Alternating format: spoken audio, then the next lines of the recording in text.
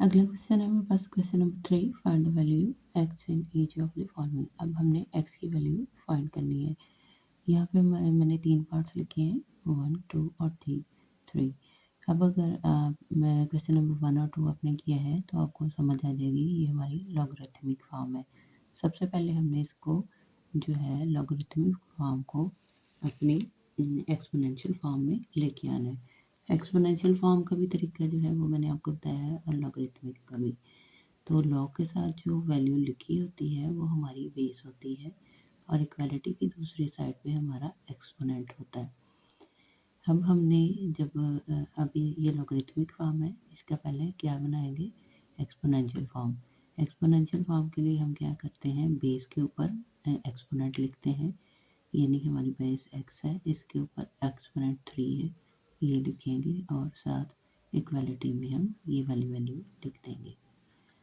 तो ये हमारे पास आ गई है जी एक्सपोनेंशियल फॉर्म। अब यहाँ इसको हम उसने हमें पूछा है कि हमने x की वैल्यू फाइंड करनी है। अब यहाँ पे x क्या होगा, जो 60 x की पावर 3 जो है वो 64 के इक्वल होगी। अगर यहाँ पे x हम 1 रखते हैं तो 1 को 100 टाइम भी करें तो 1 ही रहेगा, ठीक है। अब उसके बाद हम 2 देखते हैं, अगर हम इसकी x की पावर 2 रखते हैं तो 2 2 ज़ा 4, हमने 3 टाइम लेना है। पावर का मतलब है कि हमने उस वैल्यू को उतनी दफ़ा लेना है।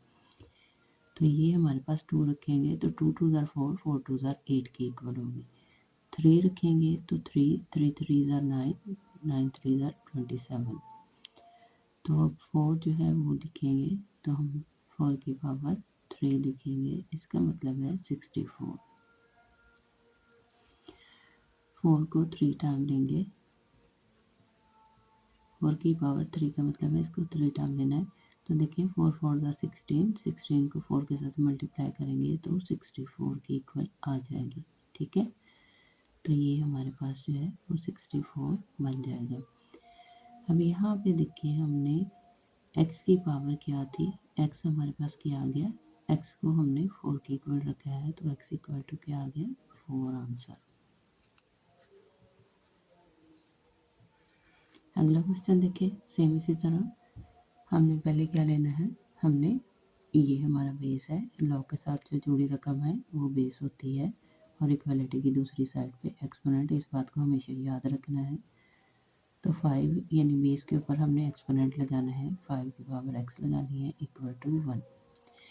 अब x क्या हो, जो यानी 5 की पावर जो है, 5 की ताकत जो है वो क्या हो जो हमारे पास 1 हो। तो हमारे पास जो है 5 की पावर 0 जो है वो 1 के इक्वल होती है।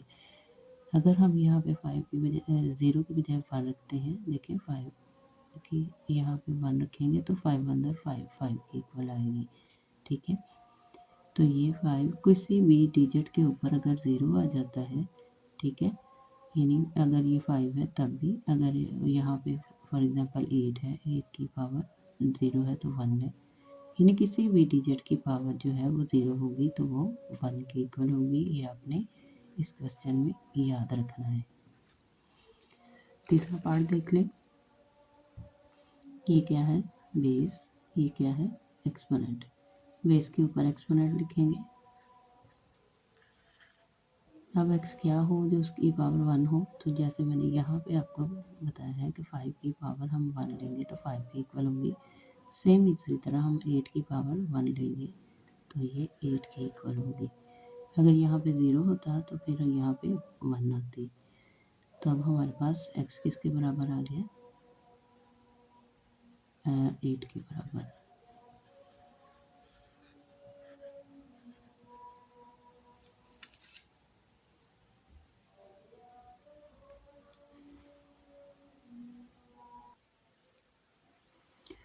अब अगला क्वेश्चन है 4 log 10 x इक्वल टू -3। ये क्या है, हमारी बेस और ये हमारा एक्सपोनेंट। करना क्या है, बेस के ऊपर एक्सपोनेंट लिख देना है, 10 की पावर -3 इक्वल, ये हमारे पास x है तो यहाँ पे हम x लिख देंगे। अब ये 10 की पावर -3 क्या है,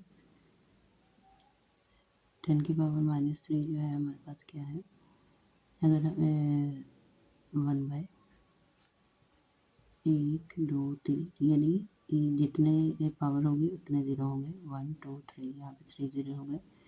1/1000 ये हमारे पास x की पावर क्या x की वैल्यू क्या आ गई 1/1000। अच्छा जी, यहाँ पे क्वेश्चन नंबर 5 पे आ जाए। पहले इसको एक्सपोनेंशियल फॉर्म में लिखेंगे। ये बेस है और ये इक्वालिटी की दूसरी साइड पे एक्सपोनेंट है। बेस के ऊपर एक्सपोनेंट लिखना है, सीधा सा काम है। 4 के ऊपर 3/2 लिखना है इक्वल, ये हमारा x है, इक्वल ये इधर आ जाएगा। अब हमने 4 की पावर 3/2 कितना होता है, तो हम इसको फर्दर जो है वो कर लेते हैं। 2 यानी 2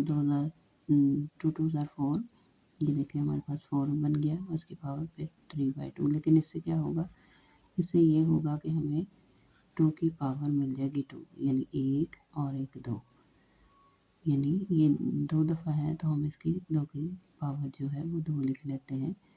और बाहर हमारे पास 3/2 है, यानी 3/2 है, इसको बाहर इसकी पावर में लिख देंगे। अब इसको हम इससे कट कर सकते हैं। ये हमारे पास आ गया 2 की पावर सिर्फ 3 आ गया इक्वल टू x। तो अब ये बन गया जी 2 की पावर 3 है, तो हम इसको 2 को 3 टाइम लिखेंगे। 2 × 2 × 2 इक्वल टू x। 2 2 ज़ा 4, 4 2 ज़ा 8, यानी x की वैल्यू हमारे पास क्या आ गई 8।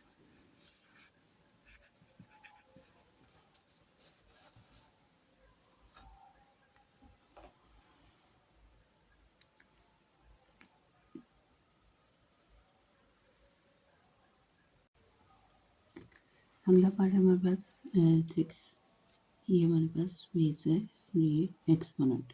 बेस के ऊपर एक्सपोनेंट लिखना है, सिंपल सा काम, इक्वल टू 1024 1024 हम यहाँ पे लिखेंगे।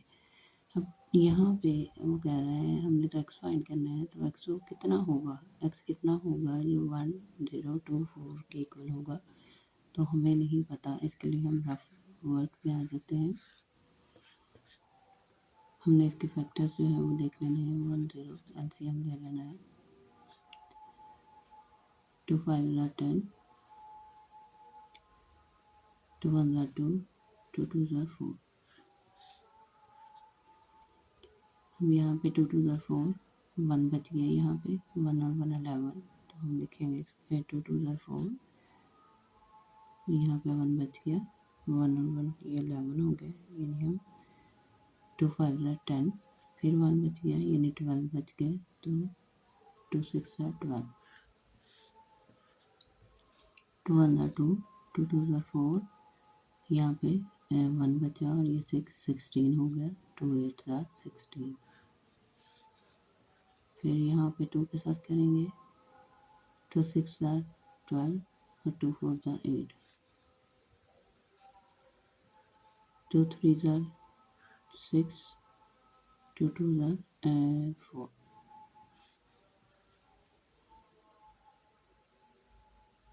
2 1 ज़ा 2, यहाँ पे 12 हो गया, 2 16 2 6 ज़ा 12, 2 8 ज़ा 16, 2 4 ज़ा 8, 2 2 ज़ा 4 और 2 1 ज़ा 2। 1 2 3 4 5 6 7 8 9 और 10, यानी अगर हमारे पास 2 की पावर 10 होगी तो हमारे पास 10 24 के इक्वल होगी। तो एक्स हमारा क्या आ गया 10।